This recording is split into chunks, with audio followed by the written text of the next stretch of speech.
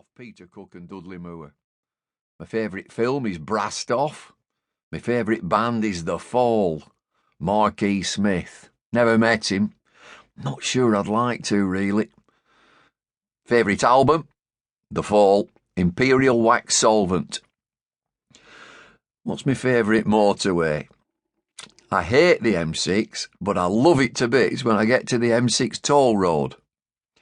My favourite river is the River Wye in Derbyshire. Where do I like to stay? Uncle Ivor's at the Ligon Arms, Chipping Camden. Mode of transport is my bike again. Which season do I like? Well, I love spring. I think everybody loves spring. Now then, controversial. Beatles or Stones? Stones. Favourite colour? Black. When's the best time to live? Favourite decade? 1960s. Which restaurant do I like to go to? Well, if I'm a bit flush, it'd be J. Sheiky's in Covent Garden, just by Covent Garden in London. Pub, where do I go for a pint for a tipple? The Hesketh Tavern in Cheadle-Hulme. The best advice I've received would be from my dear old dad.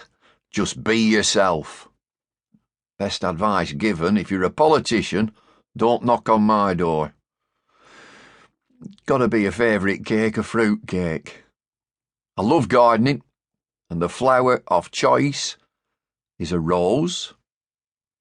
Favourite number? 134. That's where I was born, 134 Water Street. Condiment. What do I put on my food?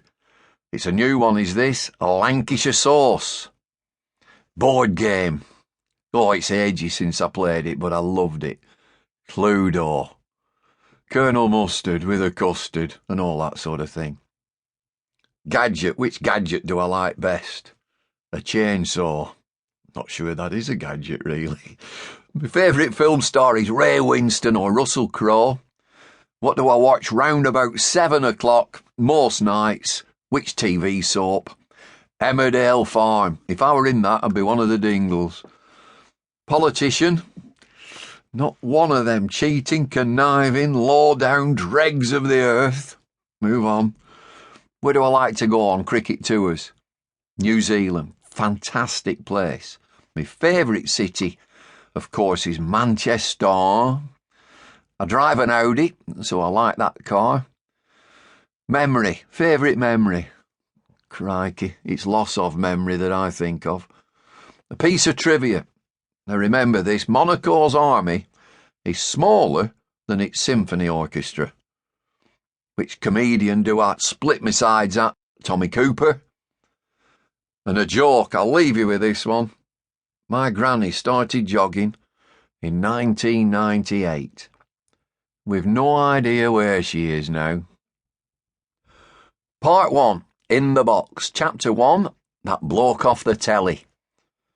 Being on television inevitably means you get recognised by people when you're out and about.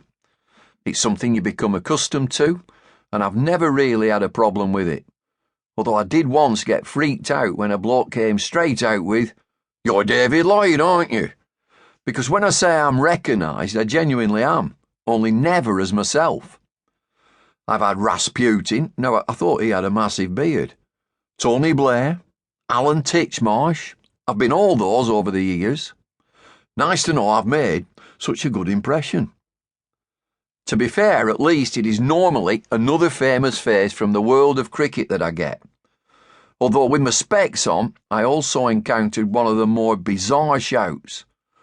An Australian bloke, they're not bright these guys, walked up to me in a pub in Manchester and did a double take.